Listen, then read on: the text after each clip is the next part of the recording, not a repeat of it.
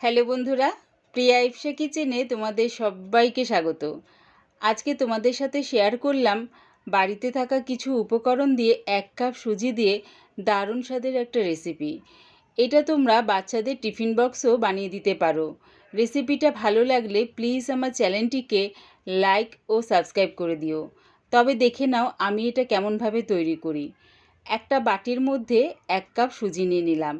যে কাপের মাপ অনুযায়ী সুজি নিলাম সেই কাপেরই মাপ অনুযায়ী হাফ কাপ টক দই দিয়ে দিলাম। দিচ্ছি স্বাদ অনুযায়ী নুন। ওই কাপের মাপ অনুযায়ী হাফ কাপ জল দিয়ে সুজিটাকে ভালো করে টক দইয়ের সাথে মিশিয়ে চাপা দিয়ে এটা 15 মিনিটের জন্য রেখে দেব। প্রায় 15 মিনিটের পর দেখো সুজিটা বেশ জলের মধ্যে ফুলে গেছে আর জলটাও শুকিয়ে গেছে। এবারে এর মধ্যে দিয়ে দিলাম 1 চামচ রিফাইন তেল, দিলাম হাফ চামচ বেকিং সোডা, সামান্য একটু জল দিয়ে সুজির একটা ব্যাটার করে নেব। ব্যাটারটা এখনও বেশ অনেকটা ঘন আছে, তাই সামান্য একটু জল দিয়ে আর একটু পাতলা করে নিলাম। খুব একটা কিন্তু দেখো বেশি পাতলা করে নিই।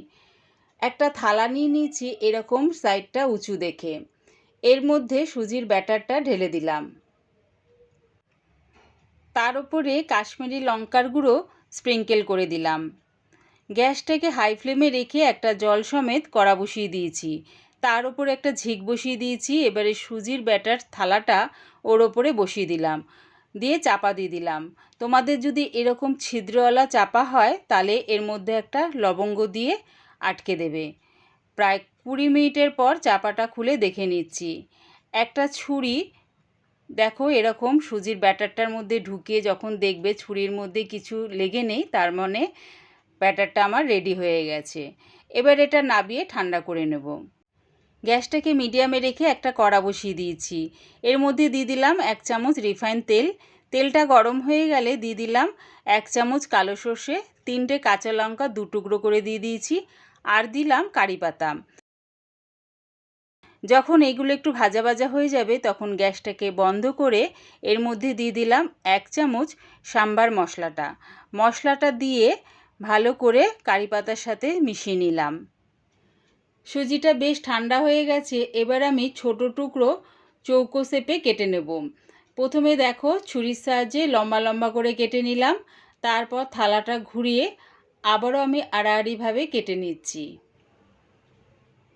এবারে এর ওপরে কারি পাতা, কালো সর্ষে আর সাম্বার মশলা যেটা একটু তেলের মধ্যে নাড়িচাড়িয়ে নিয়েছিলাম সেটা সবটা এর ওপর দিয়ে 1 মিনিটের জন্য রেখে দেব। 1 মিনিট পর দেখো ছুরির সাহায্যে এগুলো আমি বার করে নিচ্ছি। দেখো কি সুন্দরভাবে চৌকো টুকরোগুলো সুজির বেরিয়ে আসছে।